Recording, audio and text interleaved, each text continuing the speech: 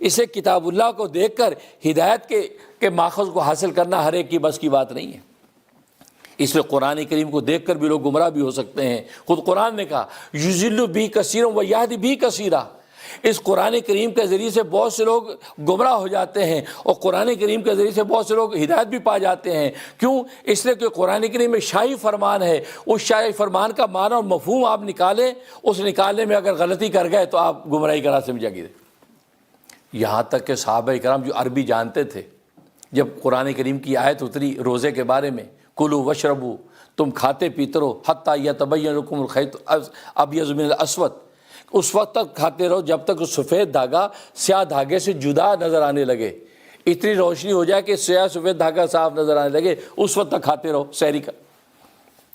اب یہ جب آیت اتری تو عدی بن حاتم، جو حاتم تائی جو مشہور جو سخی گزرا ہے، اس کا بیٹا مسلمان ہو گیا تھا، اس نے کیا کہ 2 دھاگے لے لیے، تکیے کے نیچے رکھ لیے 2 دھاگے، ایک کالا دھاگا ایک سفید دھاگا۔ اب وہ جب سحری کے ٹائم میں اس کو دھاگوں کو دیکھتے رہے، کھاتے رہے، دیکھتے رہے، وہ تو اچھی بڑی روشنی ہوگی، اب جا کے دونوں کا فرق پتہ چلا، اب سحری روک دی اور آ کے رسول اللہ صلی اللہ علیہ وسلم کو بتایا کہ یا رسول اللہ صلی اللہ علیہ وسلم، میں نے سحری میں اس آیت پہ عمل کیا۔ اچھا کیسے کیا؟ کہا جی میں نے سیاہ سفید 2 دھاگے لے لیے اور میں ان کو دیکھتا رہا، کھاتا رہا، جب تک وہ دونوں کا رنگ ڈفرینٹ نہیں ہوا اس وقت تک میں نے سحری کھائی۔ تو آپ مسکرائے، آپ ہنسنے لگے کہ عدی بن حاتم، تیرا جو ہے وہ تکیہ، تیرا سرہانہ اتنا بڑا کہ دن رات اس کے اندر بند ہو گئے، اتنا بڑا دن رات اس کے اندر بند ہو گیا، اتنا بڑا تیرا تکیہ۔ کہ جی کیا مطلب؟ کا مطلب یہ کہ یہ دھاگے نہیں رکھنے ہیں، یہ دھاگے سے مراد دھاگے نہیں ہیں جو تمہارے پاس ہیں، دھاگے سے مراد یہ سیاہ دھاگے اور سفید دھاگے سے مراد کیا ہے؟ سیاہ سے مراد صبح کاذب کا اندھیرا اور سفید سے مراد صبح صادق کا سویرا۔ تو یہ صبح کاذب ختم ہو کے صبح صادق جیسے پھوٹے، اب سحری روک دو، یہ جس کا ڈان کا ٹائم کہتے ہیں، بالکل صبح صادق پہ سحری روک دو، یہ مطلب ہے۔ یہ مطلب نہیں کہ سیاہ سفید دھاگے۔ اب دیکھو قرآن کریم ہے، قرآن کی آیت ہے، اہل زبان ہے، عربی جانتے ہیں، اس کا ترجمہ کیا اور صحیح مراد پہ نہیں پہنچ سکے۔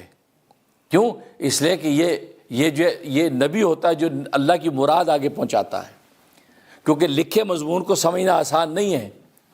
اب اگر آپ کو لکھا ہو جو کتاب کاغذ پہ کیا بات ہے، اب کیا بات ہے کا لفظ لکھا ہو تو اس کا آپ کیا مفہوم نکالیں گے؟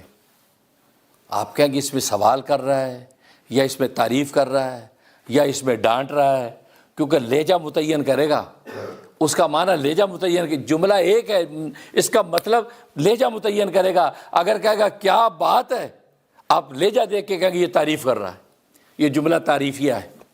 اگر کہے گا کیا بات ہے، اس کا لہجہ بتائے گا نہیں، کیا بات کا مطلب ڈانٹ رہا ہے۔ اگر کہے گا کیا بات ہے، آپ کہ یار یہ اس کا سٹائل بتا رہے، سوال کر رہا ہے، تو دیکھو ایک لفظ ہے لیکن اس لہجے کے فرق نے اس کے معنی کو بدل دیا۔ بالکل اسی طریقے سے آیت آتی ہے لیکن نبی کی جو اظہار ہے، نبی کا اظہار اس کا معنی متعین کرتا ہے کہ جو اللہ تبارک و تعالیٰ سے لیتا ہے۔ اگر لکھا ہوا دیکھ کے آپ اس کا ترجمہ عربی میں نکال کے کوشش کریں گے تو آپ غلطی اور مسٹیک کریں گے۔ تو بالکل اسی طریقے سے اس نے کہا قرآن کے ذریعے سے بہت سے لوگ گمراہ ہوئے، بہت سے گمراہ ہوئے، قرآن کا مطلب سمجھے نہیں۔